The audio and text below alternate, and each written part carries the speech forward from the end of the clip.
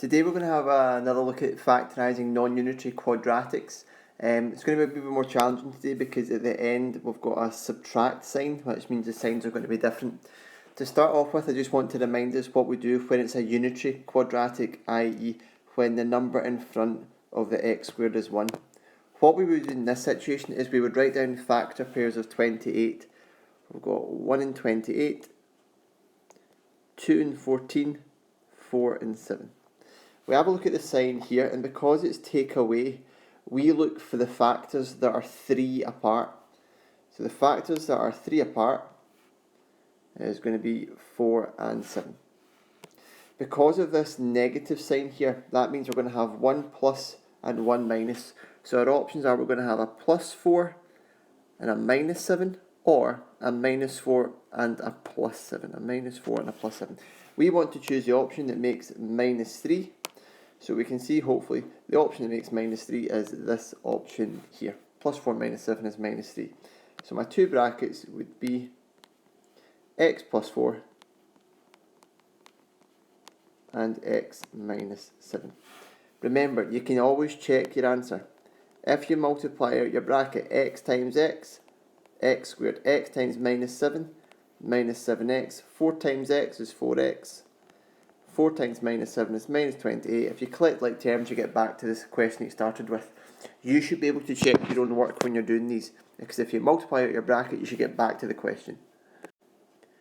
Okay, question 2, we want to factorise 7s squared take away 27s take away 4. Notice this time that it is non-unitary. We've got a number in front here, so this is where our strategy is slightly different.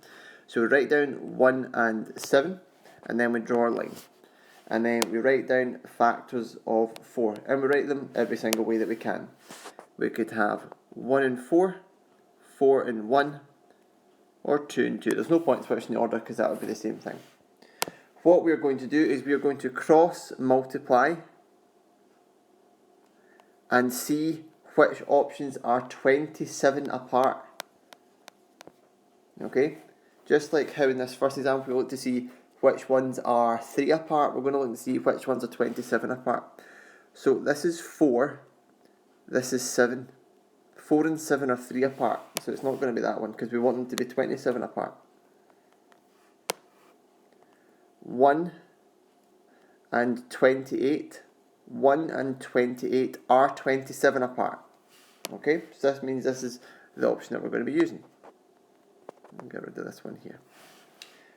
So, if we have a look here, the values here tell us the letters that go in, the numbers that go in front of our letters. So we're going to have a 1s and a 7s. So we're going to have a 1s and a 7s. Remember, because of this here, we're going to have different signs. So we could have the following options. We could have plus 4 and minus 1.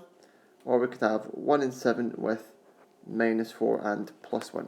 We want to choose the option that makes minus 27. That's what we're looking for. If we cross multiply and add, minus 1 plus 28. Minus 1 plus 28 is 27. Not minus 27, it's 27. So we check this one to make sure it works.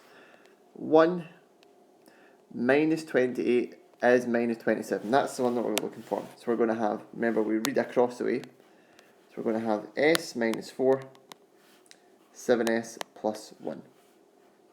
7s plus 1. You can check if you're right if you multiply it out. S times 7s, 7s squared, s times 1, minus 4 times 7s, minus 4 times 1. And if we collect like terms in the middle here, we're going to get our minus 27s, just like we're looking for. Okay, last one we want to factorise 6a squared plus a minus 12. So this is non-unitary because the number in front of the squared term is not 1. So we've got 6. So we need to look at our options here. We're going to have 1 and 6, and then we write down factor pairs of 12. Every combination. 1 and 12, 12 and 1. 2 and 6. 6 and 2.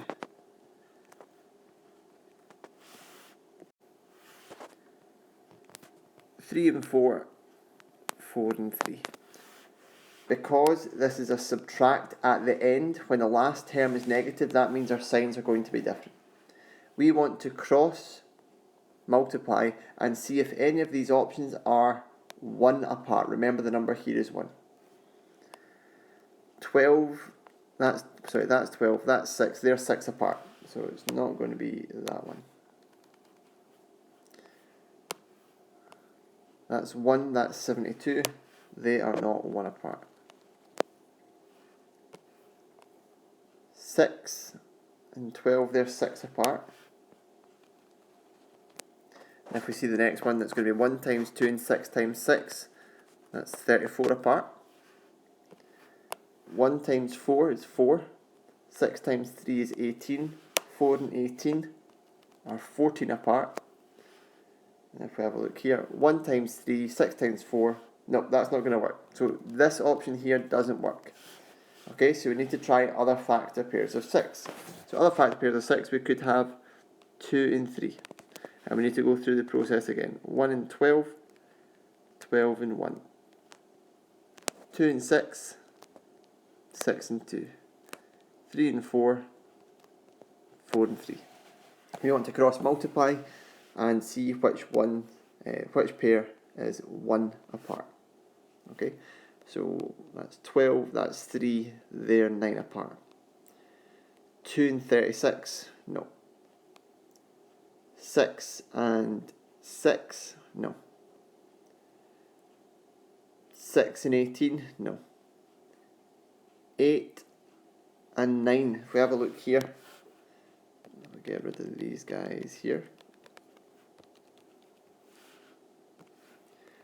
2 times 4 is 8, 3 times 3 is 9. 8 and 9. So they are 1 apart. So we're going to write our double brackets. This tells us what goes in front of the letters. So we're going to have a 2a and we're going to have a 3a. And now we just have a look at our two options. So we're going to have 2 and 3. We can have a plus 3 and a minus 4.